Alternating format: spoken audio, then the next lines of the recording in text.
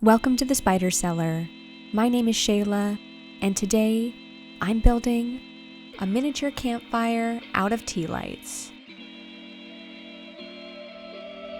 Today's video is a quick DIY, a bit of a sidestep from the dioramas I normally make, but don't worry, I have a very big project underway.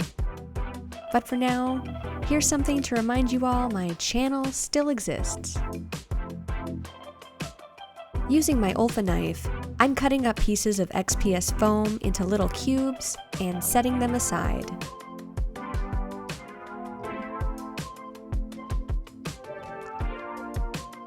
These cubes will next be transformed into little imperfect spheres, which I will use as rocks that border the fire pit. This took a really long time, and if you're following this, you should probably just gather some rocks outside. But if you're determined to do things the hard way, go ahead and texture your foam with a ball of tin foil. Next, using more foam, I'm cutting somewhat thin slices to prepare the firewood.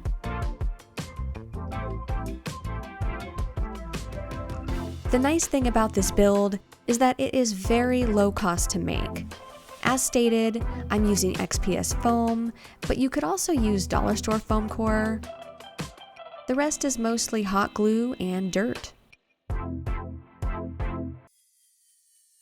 To fully transform these foam shavings into firewood, I'm using an old dog brush and running the foam through the teeth.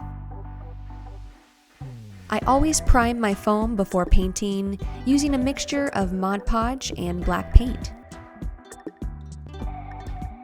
You'll want to cover the foam completely, as the primer provides a good base layer that also acts as a sealant. Once dried, go ahead and start painting.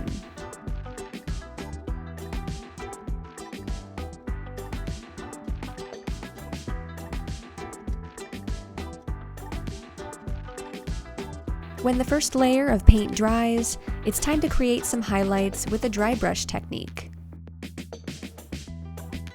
And the final step? Use a wash to add contrast to the details. For the firewood, I'm using a lovely gray-green to give the wood a more dried-out look. It goes on a little bright, but when I repeat the dry brushing and wash, you'll notice the color fades into a much more natural tone.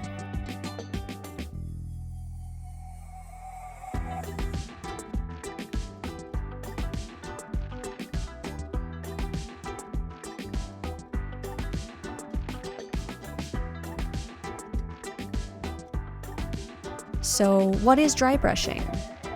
Well, it's in the name.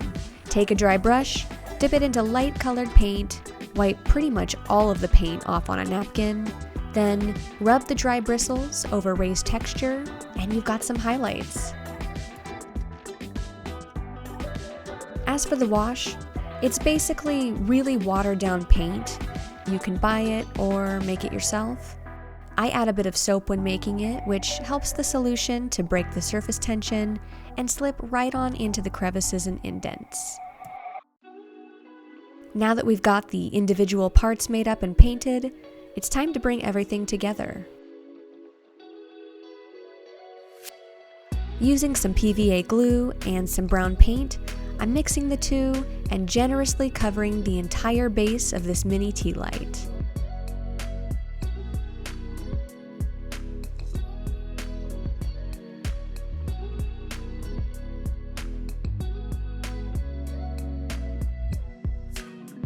For this part, you can go outside and grab some dirt, use coffee grounds, whatever you want, but I'm using a bag of peat moss to cover up all the painted glue. Time to hot glue these rocks around the edge of the tea light to create the fire pit.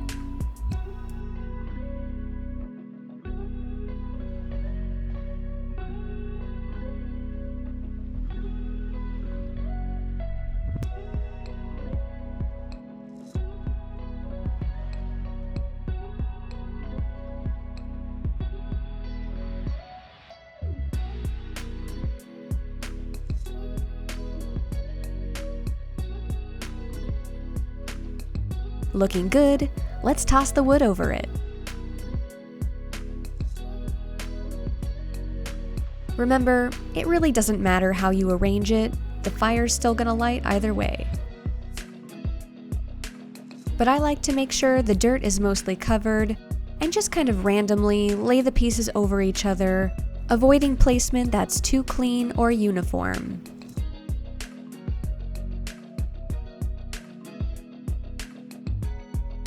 I mean, if you're spending the night in the woods, you might be exhausted from adventuring all day.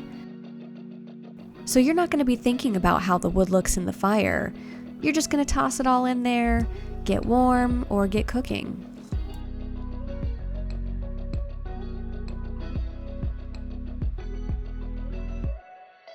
I decided at this point to paint the inner flame a nice purple color to give the LED inside a bit of warmth.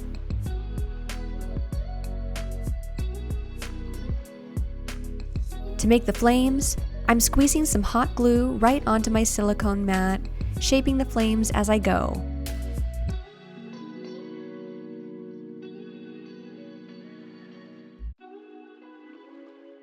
Wait like 60 seconds and your flames are ready to pop right off the mat.